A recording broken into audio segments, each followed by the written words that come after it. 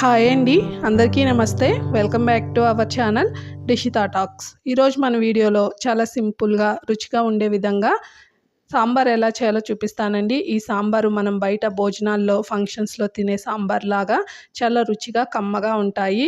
నేను చూపించినట్లు ట్రై చేయండి. ఇంట్లో అందరికి కూడాను చాలా ఇష్టంగా తినేస్తారండి ఈ సాంబారు. ముందుగా నేను ఒక హాఫ్ కప్ వరకు కందిపప్పు తీసుకున్నాను. ఇది ఒక 100 గ్రామ్స్ వరకు ఉంటుంది. దీనిని ముందుగా 2-3 సార్లు నీటితో క్లీన్ చేసేసుకొని, మీకు వీలైతే ఒక అరగంట నానబెట్టుకున్నారంటే పప్పు చక్కగా నాని త్వరగా ఉడికిపోతుంది. ఇప్పుడు దీంట్లో తగినన్ని వాటర్ పోసేసి నేను కుక్కర్లో పెట్టేసుకుంటున్నానండి. 4-5 విజిల్స్ వచ్చే వరకు పప్పు మెత్తగా ఉడకాలన్నమాట. ఇప్పుడు పైన వెడల్పుగా కాస్త పెద్దగా ఉండే గిన్నె పెట్టుకుంటే మనకి సాంబార్ వీలుగా ఉంటుందండి చేసుకోవడానికి. దీంట్లో ఒక 2.5 గరిట ఆయిల్ వేసేసుకొని దీంట్లో ఒక హాఫ్ టేబుల్ స్పూను ఆవాలు, హాఫ్ టేబుల్ స్పూన్ జీలకర్ర, హాఫ్ టేబుల్ స్పూన్ మినప్పప్పు వేశాను. అలానే 2 ఎండుమిర్చిని తుంపి వేస్తున్నానండి. దీంట్లో ఒక 2 యాలకులు వేసుకోండి, సాంబార్లో ఫ్లేవర్ చాలా బాగుంటుంది. అలానే ఇంగువ కూడాను తప్పకుండా వేయాలండి సాంబార్లో, అప్పుడే సాంబార్ రుచి బాగుంటుంది.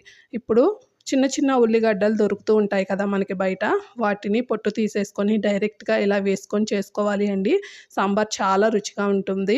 కొంతమంది అయితే ఉట్టి ఉల్లిగడ్డలతోనే చేసుకుంటారు, అలా కూడాను నెక్స్ట్ వీడియోస్లో చూపిస్తాను.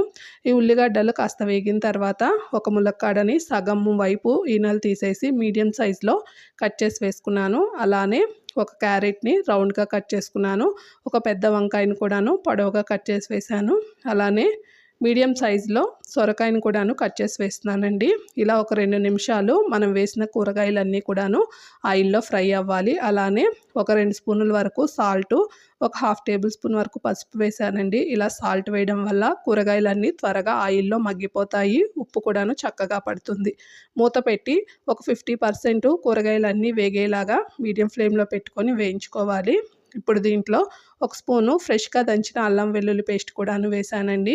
చూడండి, మనకి అయితే ప్రెషర్ మొత్తం పోయిన తర్వాత పప్పు మెత్తగా ఉడికిపోయింది కదా. ఇలా సాంబార్ కోసం పప్పు మెత్తగా ఉడికితేనే రుచి బాగుంటుందండి. పైన ఎక్స్ట్రా ఉన్న నీళ్లు తీసేసి పప్పుని అయితే మెత్తగా మెతుపుకున్నాను. ఇప్పుడు ఈ పప్పుని 70% వేగిన కూరగాయల్లో వేస్తున్నాను. ఇలా పప్పు వేశాక ఒక 2 నిమిషాలు తప్పకుండా పప్పును కూడాను ఇలా వేయించుకున్నామంటే సాంబారు చాలా రుచిగా కుదురుతుందండి. ఇలా పప్పు మొత్తం కూరగాయల్లో కలిసే విధంగా కలుపుకొని నేను ఒక పెద్ద నిమ్మకాయ సైజ్ అంత చింతపండుని నీటిలో నానబెట్టుకొని రసం తీసుకొని పెట్టుకున్నానండి. ఇప్పుడు ఆ రసాన్ని వేసి చింతపండు తొక్కుని అయితే పడేస్తున్నాను. అలానే మనము ఎక్స్ట్రాగా ఉన్న వాటర్ తీసాం కదా పప్పులోయి, అవి కూడాను వేసేసి స్టవ్ని మీడియం ఫ్లేమ్లో పెట్టుకొని మనకి తగినంత వాటర్ కూడాను, అంటే పులుపుని బ్యాలెన్స్ చేయడానికి వాటర్ వేసుకోవాలి కదా. ఒక గ్లాస్ వాటర్ వేసుకున్నాను. 4-5 పచ్చిమిర్చిని పొడవుగా చీల్చి వేసుకున్నానండి. మనకి సాంబారు మరగడం స్టార్ట్ అయ్యింది కదా. ఒక 2 స్పూనుల వరకు కారం వేస్తున్నాను. నేను ఆల్రెడీ పచ్చిమిర్చి వేసుకున్నాను. కారం మీరు తినే విధానాన్ని బట్టి చూసి వేసుకోండి. ఇలా చక్కగా మరుగుతూ ఉన్నప్పుడు దీంట్లో 1 స్పూన్ వరకు వేయించిన ధనియాల పొడి, హాఫ్ టేబుల్ స్పూను వేయించిన జీలకర్ర పొడి కూడాను వేసేస్తున్నాను. ఇలా వేయడం వల్ల ఫ్లేవర్ చాలా బాగుంటుంది. అలానే 1 స్పూను సాంబార్ మసాలా వేసుకోండి. నాకు ఆ క్లిప్ మిస్ అయ్యింది. సాంబార్ మసాలా ఏ బ్రాండ్ వేసుకున్నా, ఇంట్లో చేసుకున్నా చాలా రుచిగా ఉంటుంది. అలానే ఇప్పుడు ఒకసారి ఉప్పు, పులుపు, కారం సరిపోయిందో లేదో ఒకసారి చెక్ చేసుకోండి. నాకైతే ఉప్పు తక్కువగా ఉంది అండి, వేసుకున్నాను. మనం వేసిన ఉల్లిపాయ, ములక్కాడ అన్నీ కూడాను ఈ సాంబార్లో ఉడికిపోవాలి. అలానే కొంచెం బెల్లం వేయండి. మనం బయట భోజనాల్లో తినే సాంబార్లో తప్పకుండా బెల్లం వేస్తారు, అందుకే అంత రుచిగా ఉంటుంది. ఇవి చక్కగా మరిగిపోవాలండి. చిక్కగా ఉంటేనే సాంబార్ బాగుంటుంది. దీంట్లో ఒక గుప్పెడు కట్ చేసిన కొత్తిమీర వేస్తున్నాను. ఎక్కువగా వేసుకుంటే కొత్తిమీర ఫ్లేవర్ చాలా బాగుంటుంది. ఇలా చక్కగా అయితేనే సాంబార్ బాగుంటుందండి. దీనికి కాంబినేషన్లో నేను అప్పడాలు వేయించుకుంటున్నాను. ఆయిల్ మరిగిన తర్వాత ఇలా మనం గరిటెకి మధ్యలో పెట్టుకొని అప్పడం వేయించుకున్నామంటే చక్కగా ముడుచుకుపోకుండా వేగుతుందండి. లేదా ఏదైనా ఫోర్క్లో పెట్టుకొని వేయించుకున్నా ముడుచుకుపోకుండా ఇలా ఫ్లాట్గానే అప్పడం అనేది వేగుతుంది. నేను ఇక్కడ ఎండుమిర్చి అప్పడాలు అనేవి వేయించుకున్నాను.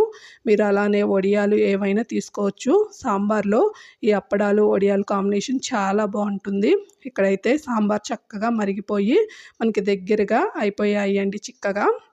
వేసిన వెజిటేబుల్స్ అన్నీ చక్కగా ఉడికిపోయాయి. ఫ్లేవర్ చాలా బాగుంది. ఇలా ఆయిల్ సపరేట్ అయిపోయింది అంటే కరెక్ట్‌గా ఉన్నట్లు. మీకు నచ్చితే ట్రై చేసి ఎలా అనిపించిందో కామెంట్ చేయండి. వీడియో నచ్చితే ఒక లైక్ చేసి ఛానల్ని సబ్స్క్రైబ్ చేయండి. Thank you.